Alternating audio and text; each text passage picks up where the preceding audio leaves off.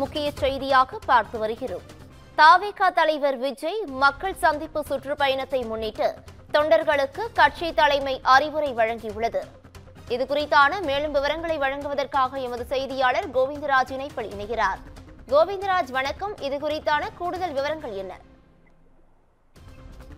பவித்ரா, தமிழக வெற்றி கழக தலைவர் விஜய் தொடர்ந்து தமிழகத்தில் பல்வேறு மாவட்டங்களில் தனது பிரச்சார பயணத்தை துவங்கி நடைபெற்று வருகிறது. அந்த பயணமானது கடந்த வாரம் சனிக்கிழமை திருச்சி மாவட்டத்தில் துவங்கப்பட்டது. தொடர்ந்து இந்த பிரச்சார பயணத்தின் போது அவர் குறிப்பிட்ட இடத்திற்கு வருவதற்கு காலதாமதம் 5 முதல் 6 மணி நேரம் எடுத்தது. இதற்கு காரணம் தொண்டர்கள் வாகனத்தை சூழ்ந்து வருவதால் இதன் காரணமாக அந்த வாகனமானது அவர் குறிப்பிட்டு பேசக்கூடிய இடத்திற்கு வருவதற்கு மிகவும் தாமதம் ஏற்பட்டது. இந்நிலையில் நாளை சனிக்கிழமை நாகப்பட்டினம், திருவாரூர் மாவட்டங்களில் இந்த பயணத்தை தொடர்கிறார். இதற்காக தற்போது தமிழக வெற்றி கழக பொதுச் செயலாளர் என் ஆனந்த் சில வழிகாட்டு நெறிமுறைகளை வெளியிட்டிருக்கிறார்.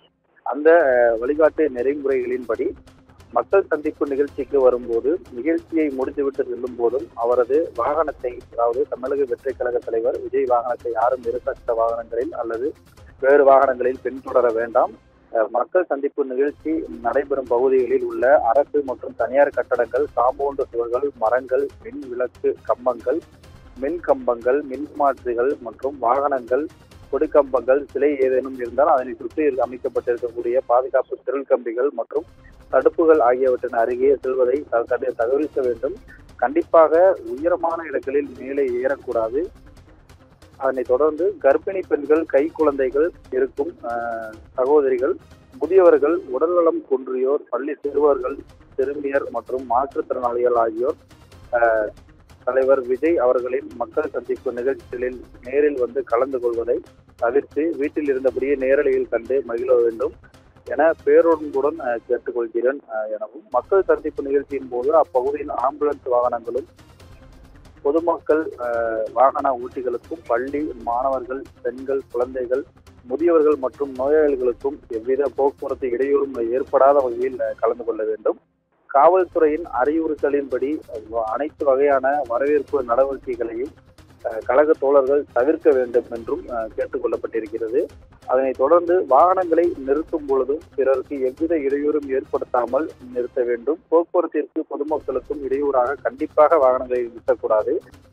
தமிழக வெற்றி கழக தலைவர் விஜய் மக்கள் சந்திப்பு நிகழ்ச்சியில் கலந்து கொள்ள வரும் நாம் அனைவரும் சகோதர சகோதரிகளே, இதை கருத்தில் கொண்டு பிறர் மனம் புண்படும் வகையில் பேசுவதோ அல்லது நடந்து கொள்வதோ கண்டிப்பாக கூடாது. மக்கள் சந்திப்பு நிகழ்ச்சி நடைபெறும் இடங்களிலோ அல்லது அங்கே செல்வது மற்றும் திருப்பி வருவது உள்ளிட்ட வழிகளிலோ சட்டம் ஒழுங்கை பேணி பாதுகாப்பு உதவும் வண்ணம் மிகவும் கண்ணியத்துடன் நடந்து கொள்ள வேண்டும். நம் கழகத்திற்கு அவப்பெயரை உண்டாக்கும் உள்நோக்கம் கொண்டு யாரேனும் செயல்பட முற்பட்டால் அதற்கு இடம் கொடுக்காதவாறு கவனத்துடன் செயல்பட வேண்டும்.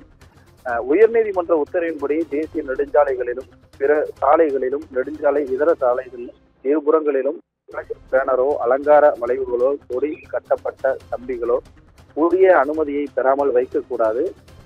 கழக தலைவர் இந்த மக்கள் சந்திப்பு நிகழ்ச்சிகளின் போது, தலைவர் அவர்களின் வருகை உள்ளிட்டவற்றின் போதும் கழக தோழர்கள் பட்டாசு வெடிப்பதை தவிர்க்க வேண்டும்.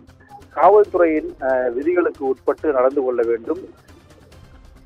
தமிழக வெற்றி கழக தலைவர் கலந்து கொள்ளும் மக்கள் சந்திப்பு நிகழ்ச்சிகளில் முடிந்தவுடன் அனைவரும் அமைதியான முறையில் யாருக்கும் எவ்வித இடையூறும் ஏற்படுத்தாமல் நிதானமாக அங்கிருந்து கலைந்து செல்ல வேண்டும் எனவும், இந்த அறிக்கையானது தமிழக வெற்றி கழக தலைவர் விஜய் ஒப்புதலோடு வழங்கப்பட்டுள்ள இந்த வழிகாட்டு நெறிமுறைகளை கழக தோழர்களும் பொதுமக்களும் கண்டிப்பாக பின்பற்ற வேண்டும். மக்கள் சந்திப்பு நிகழ்ச்சியை வெற்றியடைய நிகழ்ச்சி ஏற்பாட்டாளர்களாக மக்கள் பொறுப்பாளர்களுக்கு ஒத்துழைப்பு, மாவட்ட பொறுப்பாளர்களுக்கு ஒத்துழைப்பு நல்க வேண்டும் என்று தமிழக வெற்றி கழக பொதுச் செயலாளர் என் ஆனந்த் வெளியிட்டுள்ள அறிக்கையில் குறிப்பிடப்பட்டிருக்கிறார்.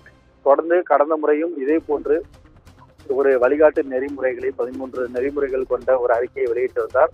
இருப்பினும் பல்வேறு விதிமீறல்களும் இந்த அறிக்கையில் குறிப்பிட்டவாறு எந்த விஷயங்களும் கடைபிடிக்காத நிலையில் திருச்சி மாவட்டத்தில் வழக்கு பதிவு செய்யப்பட்டது என்பது குறிப்பிடத்தக்கது.